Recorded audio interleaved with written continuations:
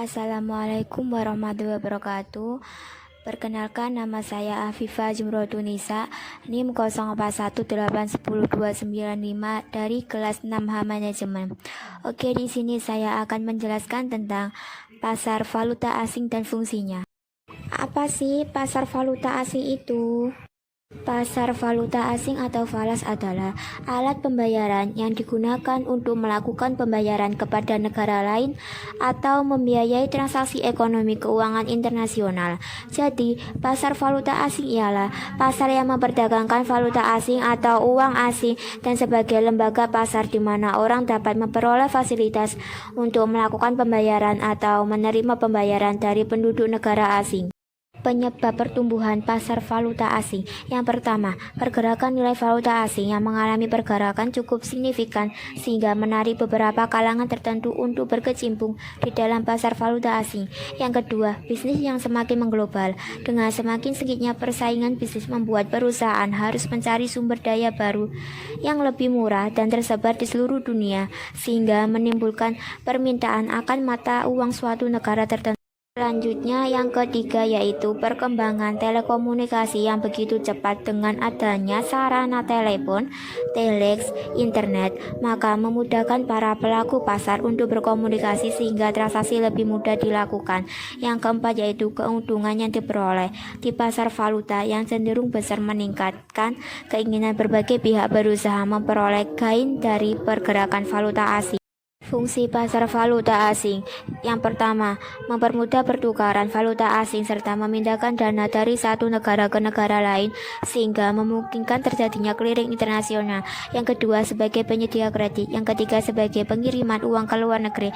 Yang keempat, membatasi resiko. Yang kelima, spekulasi. Yang keenam, untuk transaksi pembayaran. Dan yang terakhir yaitu kemudahan berbelanja. Kelebihan pasar valuta asing. Yang pertama, hubungan perdagangan antar negara semakin berkembang. Yang kedua, transaksi dapat dilakukan 24 jam. Yang ketiga, biaya transaksi juga rendah. Yang keempat, mempermudah pertukaran uang bagi seseorang yang melakukan transaksi di luar negeri. Dan yang terakhir yaitu mendorong perkembangan ekspor dan impor.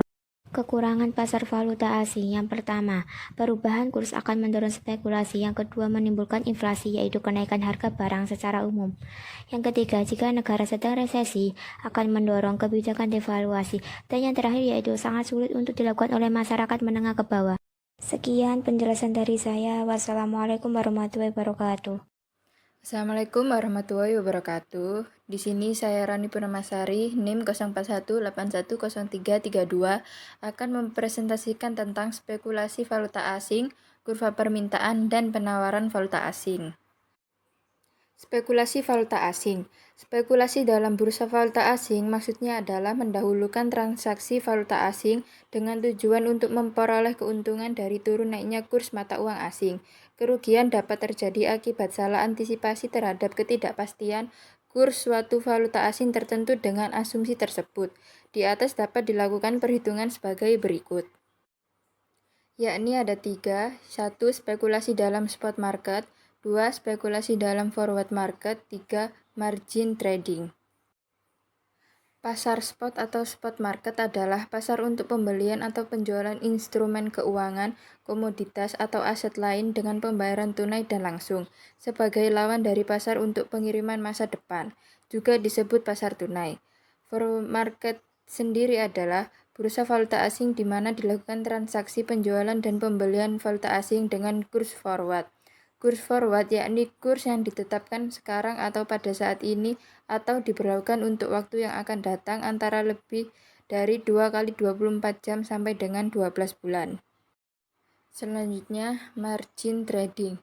Margin trading adalah nasabah dapat melakukan transaksi beli maupun jual tanpa harus memperhatikan jenis mata uang yang ada dalam rekening marginnya. Kemudian ada kurva permintaan, merupakan keinginan dari penduduk suatu negara untuk memperoleh suatu jenis mata uang asing. Permintaan tersebut memberikan gambaran tentang besarnya jumlah suatu valuta asing tertentu yang ingin diperoleh oleh penduduk suatu negara, dengan tujuan digunakan untuk membayar atau membiayai pembelian barang hak cipta. Kemudian ada kurva penawaran. Penawaran valuta asing merupakan keinginan dari penduduk suatu negara untuk membeli mata uang asing atau negara lain. Keinginan tersebut menunjukkan banyaknya jumlah mata uang suatu negara yang akan digunakan untuk membeli produk-produk atau barang negara lain dan ditawarkan kepada penduduk negara lain. Maka semakin mahal harga mata uang suatu negara, makin banyak penawarannya. Sebaliknya, apabila harga mata uang suatu negara murah, penawarnya akan semakin sedikit. Terima kasih. Assalamualaikum warahmatullahi wabarakatuh. Halo, saya Valina Jihan. Di sini saya akan mempresentasikan terkait tugas ekonomi bisnis internasional dengan judul Purchasing Power Parity, atau yang diartikan dalam bahasa Indonesia adalah paritas daya beli. Apa itu Purchasing Power Parity? Purchasing Power Parity atau PP atau kesetaraan daya beli adalah sebuah teori yang menyatakan bahwa nilai tukar antar dua mata uang yang berbeda akan seimbang jika daya beli dari kedua mata uang tersebut setara. Atau paritas daya beli atau Purchasing Power Parity atau PP adalah konsep ekonomi untuk menyertarakan harga sekumpulan barang yang identik di berbagai lokasi berbeda. Singkat cerita, barang-barang tersebut seharusnya memiliki harga yang setara di berbagai negara. Next, teori Purchasing Power Parity.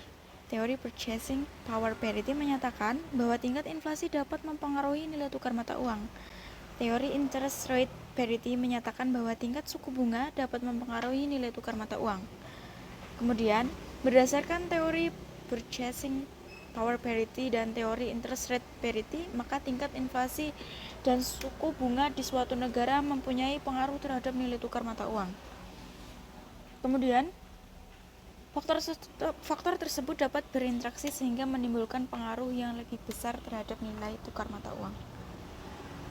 Kemudian ada pun jenis-jenis PP, yaitu ada dua. Yang pertama, Absolute Purchasing Power Parity dengan rumus sebagai berikut. Teman-teman bisa baca sendiri, silakan di pause videonya kemudian dipelajari rumus tersebut. Kemudian yang kedua adalah Relative Purchasing Power Parity. Next, studi kasus PP. Menurut interpretasi Absolute Purchasing Power Parity, perbandingan nilai satu mata uang dengan mata uang lain atau kurs ditentukan oleh tingkat harga di masing-masing negara. Sebagai contoh, harga 1 kg gandum di Amerika Serikat adalah $1 dan di Indonesia sebesar Rp1.000. Maka kurs antar dolar dan rupiah adalah $1 sama dengan Rp1.000. Jadi kurs didasarkan pada perbandingan purchasing powernya, yakni PP sama dengan Rp1.000 per kilogram per atau dibagi $1 per kilogram sama dengan 1.000. Adapun kelebihan paritas daya beli. Yang pertama, membuat perbandingan data-data ekonomi antar negara lebih relevan.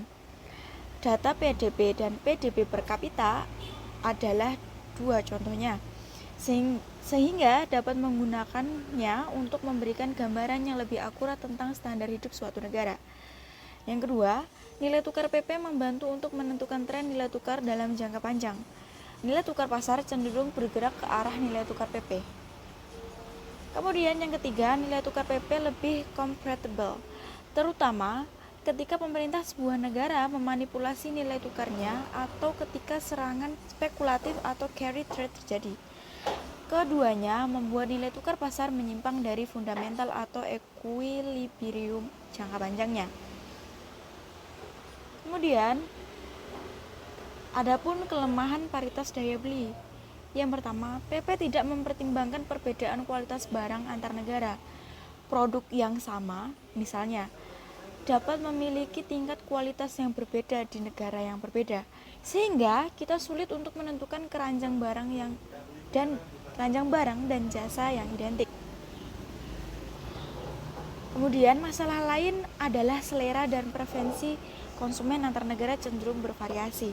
Seringkali produsen menggunakan pendekatan diferensiasi daripada standarisasi produk. Mereka menyesuaikan penawarannya dengan selera lokal di masing-masing negara, sehingga untuk produk yang sama, atribut dan kualitasnya kemungkinan berbeda. dan paritas daya beli tidak menangkap perbedaan semacam itu. Kemudian, asumsi hukum satu harga adalah tidak realistis. Biaya transportasi dan hambatan perdagangan seringkali ada dalam perdagangan internasional. Kedua faktor berkontribusi terhadap biaya untuk memindahkan barang antar pasar yang berlokasi di berbagai negara. Kemudian yang terakhir yaitu pengukuran PP tidak akurat. Jumlah barang yang mengalir di dalam perekonomian adalah sangat banyak. Selain itu, beberapa item hanya tersedia di negara tertentu dan tidak di negara lain. Data survei juga tersedia pada interval yang jarang. Sekian presentasi saya, kurang lebihnya mohon maaf.